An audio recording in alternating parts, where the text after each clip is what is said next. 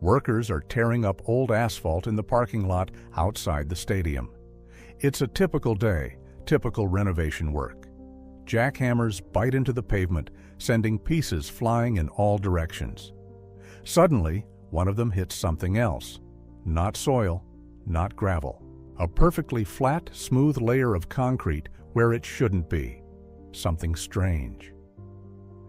They try to break through it, but it won't budge. Heavy equipment has to be called in. When the hydraulic hammer finally breaks through the slab, there is nothing but emptiness beneath it. And in that void is the roof of an old minibus. White. For 17 years, no one knew where they were. For 17 years, they were searched for in the mountains, in lakes, all over the country, and they were here, all this time, under the feet of thousands of people, right in plain sight. This is a story about how 5 people can disappear just a stone's throw from home, and about how the most terrifying truth sometimes lies not at the bottom of a ravine, but under a layer of asphalt that you walk on every day. June 6, 1993. Trentino, Italy. The air is literally buzzing with tension and excitement. The final of the regional youth basketball tournament has just ended. The local team, made up of guys from all over the county, snatched victory in the final seconds. It wasn't just a game, it was an event. The whole town was buzzing. Their parents, friends, and classmates were sitting in the stands. And there they were, the heroes of the day. 16-year-old Luca, his friends Giovanni and David, and 17-year-olds Alessandro and Matteo. 5 teenagers at the peak of their brief fame. They laugh, push each other, and recount the most memorable moments of the game. At the wheel of their old but reliable white Fiat Ducato minibus is Marco, Luca's older brother. He is 21 years old, already a student, a serious guy who agreed to drive his younger brother and his team to the game and back. Marco doesn't drink, and he promised his parents he would bring everyone back safe and sound by 10 o'clock in the evening. They are last seen here, leaving the old stadium parking lot. Several witnesses, including the father of one of the players on the losing team, wave to them. The boys shout something back from the windows and laugh. The car turns onto the main road leading out of town. And that's it. After that moment, the minibus disappears. It just vanishes. At first, no one is concerned. 10 o'clock in the evening. 11. Luca and Marco's parents start to get nervous. Their mother, Elena, calls Giovanni's parents. "Is Giovanni home yet?" she asks. On the other end of the line, there is surprise. "No, we thought they were all together. Maybe they stopped somewhere to celebrate." Elena tries to convince herself that this is the case, but she knows Marco. He would have called. He always called if he was late. By midnight, everyone starts calling all the families. No one has returned, none of the 5 boys. Panic grows with every passing minute. The fathers of the families agree to go out and search themselves. They drive along the entire route the minibus was supposed to take. They look at the roadsides, peer into ravines. Nothing. No skid marks, no broken glass, nothing at all to indicate an accident. At 2 in the morning, they call the police, the Carabinieri station. The officer on duty initially responds without much enthusiasm. It's a common story. Teenagers got drunk, decided to celebrate, and went out partying. "Signori, calm down," he says on the phone. "They'll probably show up in the morning with a headache. Give them some time." But the parents insist. Marco is a responsible driver. 5 people is not just one guy out partying. It's a whole group. The police reluctantly take the report. By morning, when the minibus still hasn't shown up, the matter begins to take a serious turn. An official search is launched. A description of the white Fiat Ducato with a license plate number that the parents know by heart is sent to all police stations. Hospitals and morgues are checked. The result is 0. It's as if the car with 6 people inside simply vanished into thin air on the 20-kilometer stretch of road between the stadium and their home village. The following days turn into a living nightmare for the families. The police launch a large-scale search operation. The Trentino region is mountainous, with steep serpentine roads, deep lakes, and dense forests. The main theory is that it was an accident. Perhaps Marco lost control on one of the bends and the car flew off the cliff into a place where it was simply not visible from the road. Helicopters are called in to help with the search. Pilots have been circling over gorges, forests, and along riverbeds for hours. Mountain rescue climbers are descending into the most dangerous ravines, combing every meter. Divers are beginning to check the lakes located near the highway. It is slow and difficult work. The water in the mountain lakes is cold and murky, with almost zero visibility. They dive again and again, searching the bottom meter by meter. No results. No traces of oil on the water. No debris. At the same time, investigators are working on other versions. Maybe the guys decided to leave? Run away from home? But why? They had no reason. They were successful in their studies and sports, and they had plans for the future. None of them took any money or a change of clothes with them, except for their sports uniforms in their bags. The escape theory is quickly dismissed as implausible. That leaves the most frightening possibility: a crime. Could they have been victims of a robbery? But what did they have to steal? An old minibus and a little cash for pocket money? Not exactly a target for serious criminals.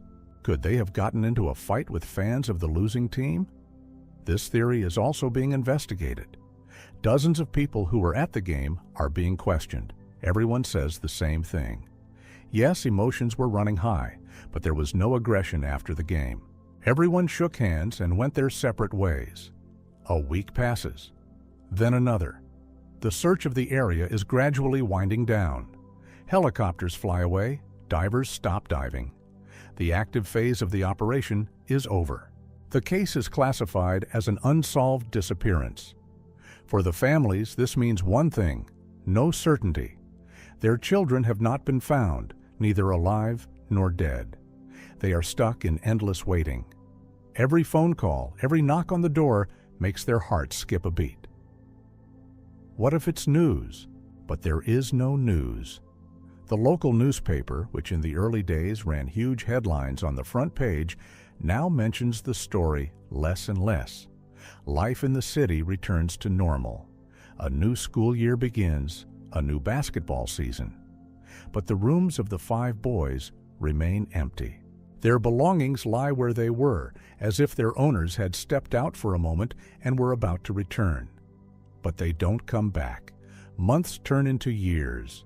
Hope gradually fades, replaced by a dull, aching pain. Parents grow old, their faces covered with wrinkles, but the same question remains frozen in their eyes. Where are you? What happened to you? They continue to knock on police station doors, hire private detectives, and consult psychics. All to no avail. The mystery remains unsolved. The minibus and 6 young people disappeared without a trace. And no one, absolutely no one, can understand how this is possible at the end of the 20th century. No one suspects that the answer has been right under their noses all along. In the very place where the young men began their final journey, in the parking lot outside the stadium. Years passed, 17 years. For an entire generation that grew up in Trentino during that time, the story of the missing basketball players became something of an urban legend, a scary story told around the campfire. The locals grew accustomed to this open wound. The parents of the missing boys had turned from young, energetic people into gray-haired old men and women. They never moved away or changed their phone numbers. They were still waiting. Not hoping. No, hope had died somewhere around the 5th or 6th year. They were just waiting for some kind of resolution, some kind of ending to this story. Every year on the day of their disappearance, June 6th, they gathered together, silent, remembering.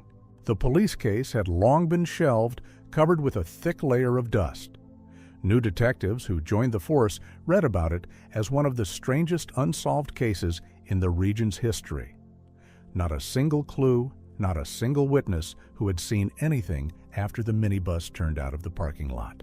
17 years of emptiness.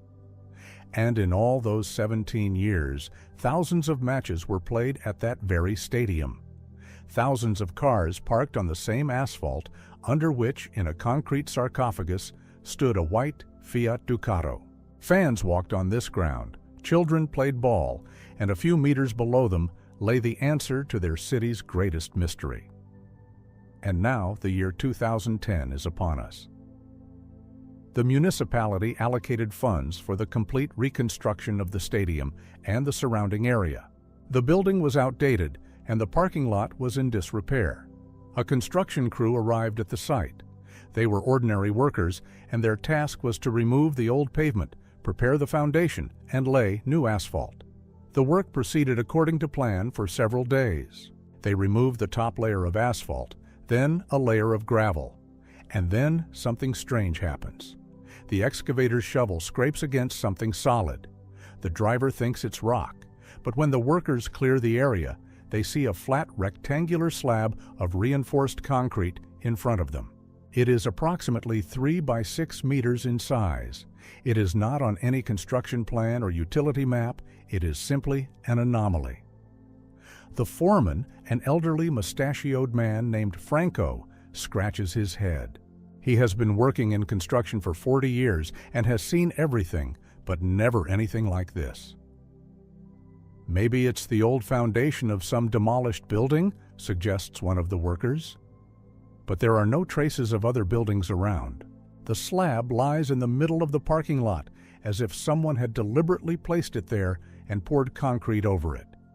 Franco makes a decision. The slab must be removed.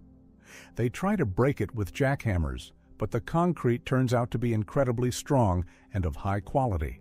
It becomes clear that heavy equipment is needed. The next day, a hydraulic hammer mounted on an excavator is brought to the site. This machine is capable of crushing rocks. The operator begins work. A deafening roar echoes throughout the neighborhood. Pieces of concrete fly off in all directions. The work progresses slowly. And then, after several hours of hammering, a crack appears in the center of the slab, followed by a break. A wave of stale, musty air pours out from underneath. The smell of dampness, decay, and something else, indefinable and nauseating. One of the workers, a young man, approaches the edge of the breach and looks inside. It is dark. He turns on the flashlight on his phone and shines it into the hole. At first, he sees only emptiness. Then the beam catches something smooth, white, and curved in the darkness. "There's something there," he shouts to the foreman. "It looks like some kind of tank or container." They continue to widen the hole. With each blow of the hammer, the picture becomes clearer. It's not a tank. It's the roof of a car, an old white minibus. Silence reigns on the construction site. The clanging of hammers subsides. Workers stand around the hole in the concrete and stare silently at this impossible find. How could a car have been walled up under a parking lot? Who did this and why? Foreman Franco turns pale, takes out his phone, and dials the number for the police. He speaks quickly and incoherently. "We're demolishing a parking lot near the stadium.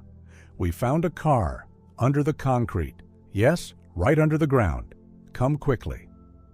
15 minutes later, the first patrol arrives at the scene. 2 police officers look at the find with suspicion. Then they call their superiors and forensic experts. Construction is immediately halted. The area is cordoned off with red and white tape. News of the strange find spreads instantly throughout the city. Curious onlookers and journalists begin to gather at the cordon. An investigator arrives, an elderly man who is about to retire. He began his career in the 90s and vaguely remembers the high-profile story about the disappearance of teenagers. He looks at the roof of the minibus and something clicks in his head. "White minibus," he mutters under his breath. "It can't be." He gives the order. "Widen the hole, carefully. Don't damage anything. Work by hand." A long and painstaking process begins.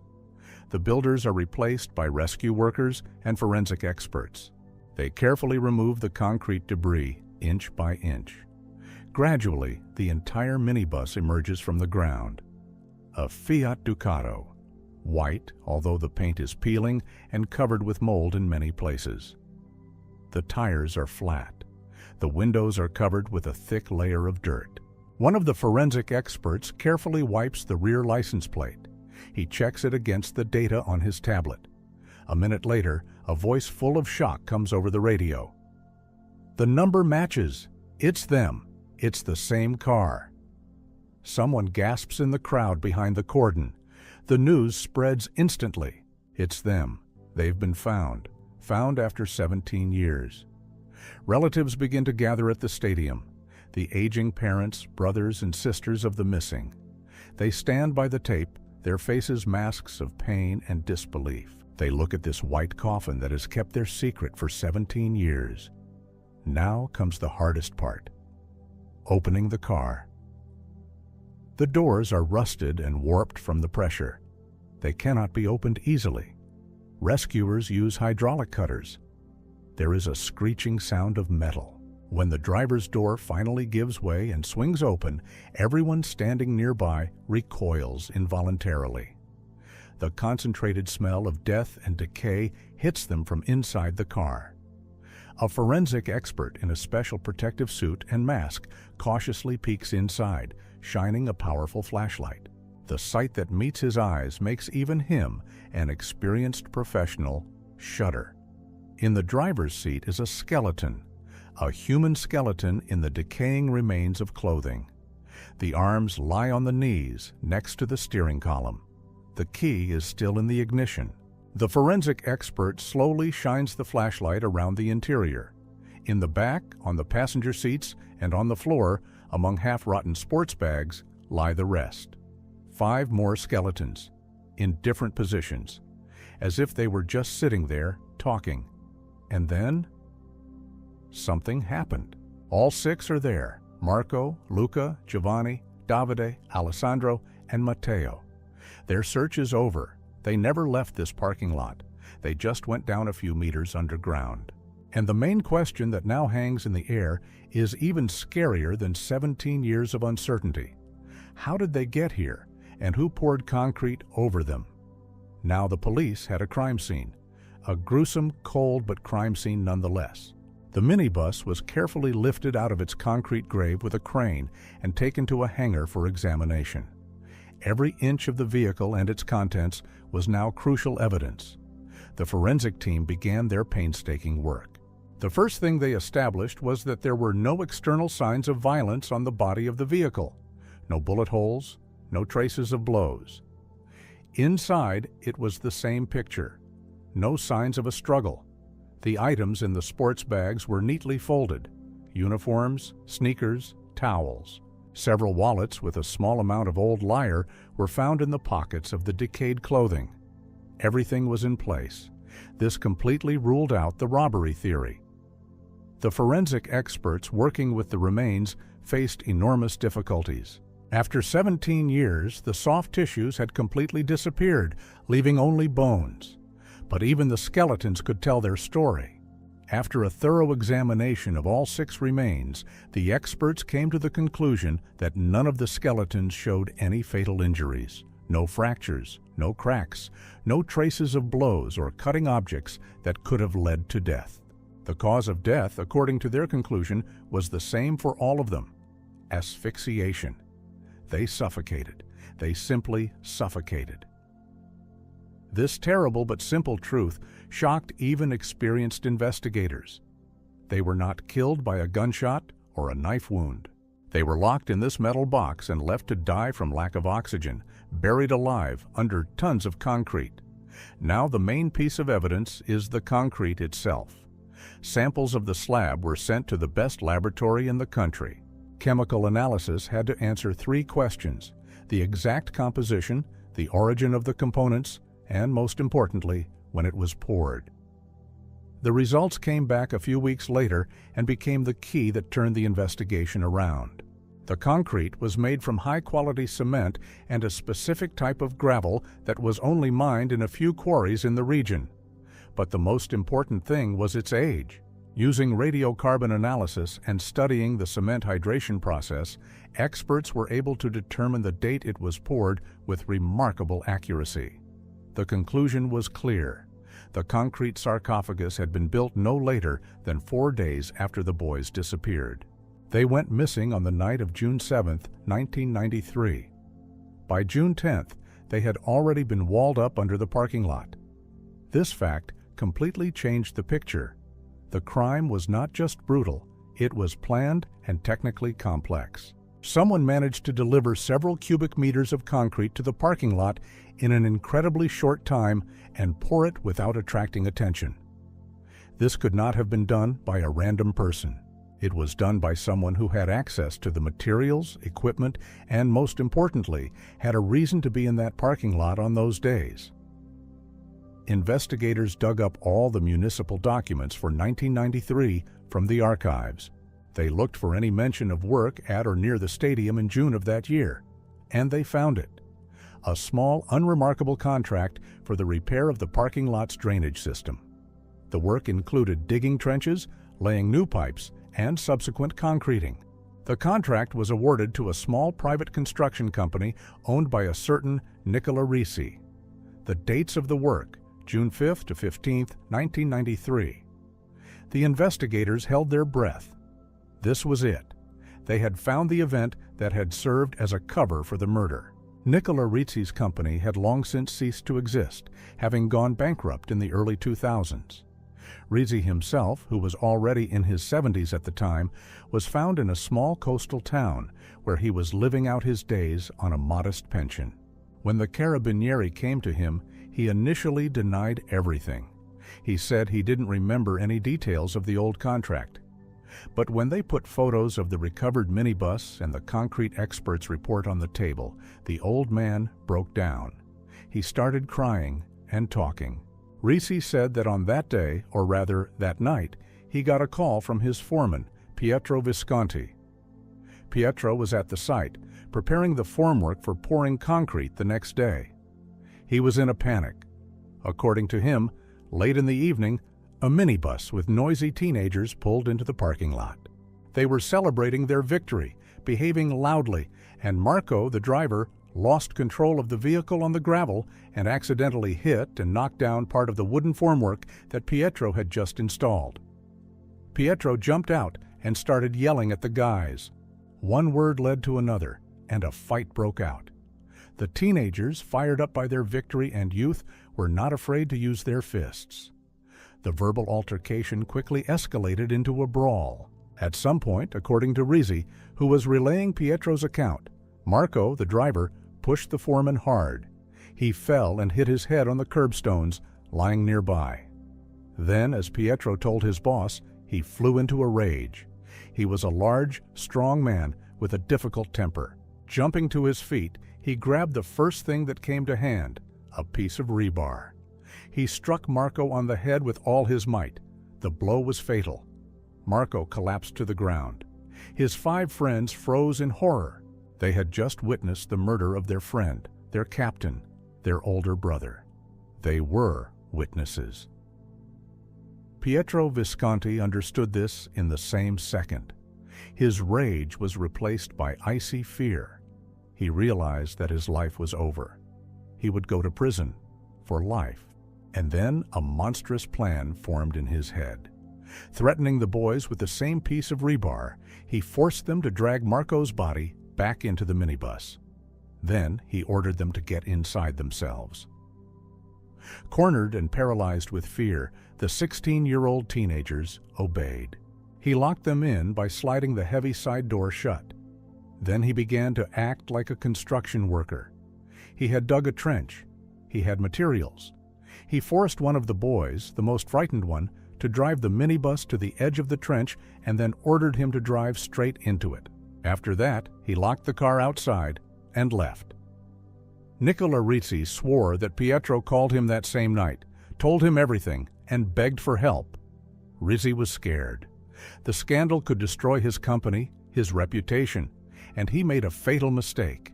He agreed to help cover up the crime. The next day, Pietro and Nicola used a company mixer to prepare several batches of concrete and filled the hole with the minibus. They worked for several days until they completely covered the vehicle with a thick layer of concrete, which they then smoothed out as if it had been part of the original design. They buried 6 people alive because one was afraid of prison and the other was afraid of bankruptcy. Pietro Visconti, the murderer, was found the same day. He lived in the same town, in the same house, a couple of kilometers from the stadium. For 17 years, he walked the same streets as the parents of the children he had killed. He grew old and had grandchildren. When the police knocked on his door, he understood everything from their eyes. He did not resist. He simply held out his hands in silence for the handcuffs. Pietro Visconti was sitting in the interrogation room. He was no longer a big, strong man, but a hunched-over 70-year-old man. But his eyes were cold and empty. He spoke calmly, methodically, as if reporting on a job well done. His version almost completely coincided with Nicola Rizzi's testimony, but there was no panic or remorse in it. He talked about the quarrel, about the blow. "He attacked me first," Visconti said, staring at the wall. "I was defending myself." But he couldn't explain why, after hitting Marco, he didn't call an ambulance or the police. And he couldn't explain why he locked 5 teenagers who were just witnesses in the car.